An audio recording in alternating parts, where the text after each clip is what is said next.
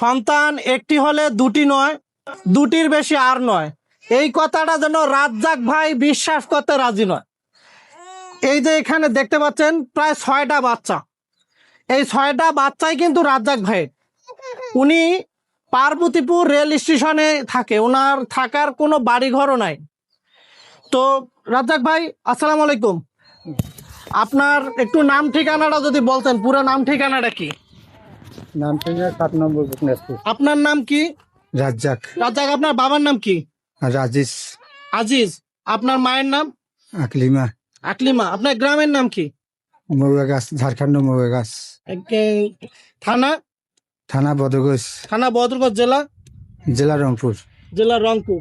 তো ওনার বাড়ি হলো 7 নম্বর রামনাথপুর ইউনিয়নে, মৌগাছ গ্রাম, বদরগঞ্জ উপজেলা, জেলা রংপুর। দেখেন এখানে যে বাচ্চাগুলি দেখতেছেন, আমার কোলে যে বাচ্চাটা, এই বাচ্চাটার বয়স হয়তো বা 6 মাস হবে।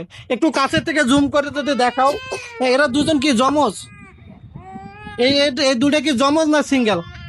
না, সিঙ্গেল। সিঙ্গেল, প্রত্যেকটা বাচ্চাই সিঙ্গেল। তাহলে এই যে এই বাচ্চাটার বয়স কয় মাস? 2 মাস। 2 মাস। আর এর বয়স কত? এর বয়স হলো 10 মাস। না, 2 বছর।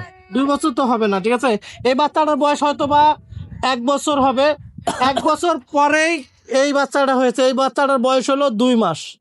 হ্যাঁ, এই বাচ্চাটার বয়স 2 মাস, এর বয়স 1 বছর। তারপরে ওই আপার কোলে একজন। হ্যাঁ, এরপরে দেখেন পিটাপিটি 6টা বাচ্চা।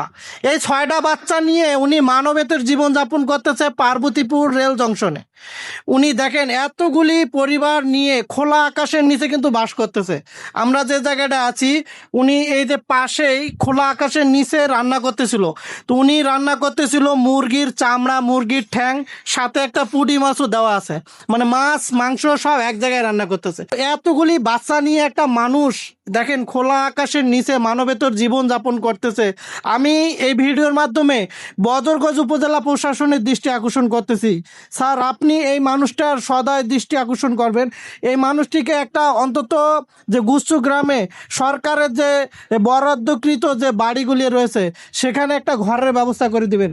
এই যে 2 মাস বয়সে বাচ্চাটা আমার কোলে, এবং এই যে সর্বোচ্চ যে বাচ্চাটা, ওর বয়স হলো 7 বছর। তো এই বাচ্চাগুলিকে নিয়ে একটা মানুষ খোলা আকাশের নিচে জীবনযাপন করতেছে।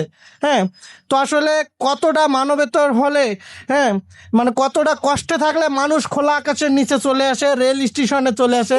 রেল স্টেশনে যারা বাস করে তারা কেউই শিল্পপতি নয়, তারা কেউই কোটিপতি নয়, কিন্তু এই মানুষগুলি পরিস্থিতির শিকার হয়ে কিন্তু রাস্তায় চলে এসেছে। আপনার কি নিজস্ব কোনো জমি জমা নাই?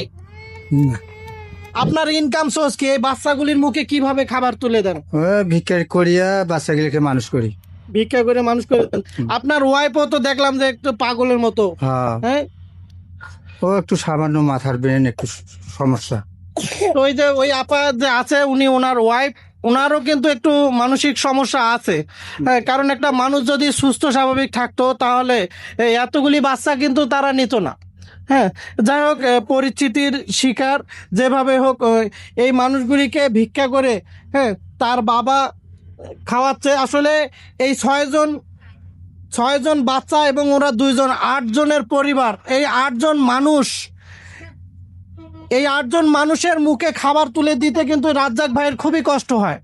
তো দেশবাসী সবাই যদি রাজ্জাক ভাইকে একটু সহযোগিতার হাত বাড়িয়ে দেন, অন্তত তার একটু, তার মাথার উপরে একটু ছাদ হবে। এই মানুষগুলির দিকে একটু দেখেন, এই যে 6টা বাচ্চা নিয়ে খুবই মানবেতর জীবনযাপন করতেছে।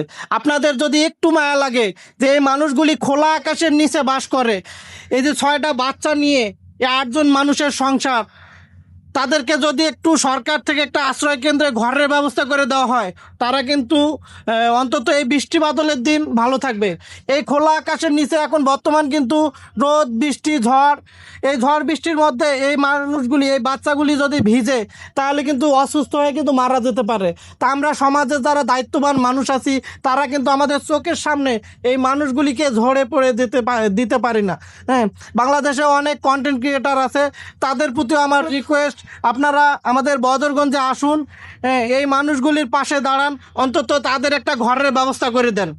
রাজ্জাক ভাই, আপনার সাথে যোগাযোগ করার কোনো ব্যবস্থা আছে? আপনার ফোন নাম্বার আছে? মোবাইলের চার্জ নেই। আপনার মোবাইলে চার্জ সরাসরি কথা বলার পর আপনারা চাইলে ওনাকে সহযোগিতা করবেন। আপনারা যদি আশ্বাস দেন যে রাজ্জাক ভাইয়ের পাশে থাকবেন, তাহলে আমরা ওনাকে একটা ঘর করে দেবো ইনশাল্লাহ। উনি যেন অন্তত এই ঘরের মধ্যে এই যে 6টা বাচ্চা, ছোট ছোট বাচ্চা, যার সর্বোচ্চ বয়স 7 বছর এবং সর্বনিম্ন বয়স 2 মাস, এই বাচ্চাগুলিকে নিয়ে উনি এই খোলা আকাশের নিচে বাস করতেছে।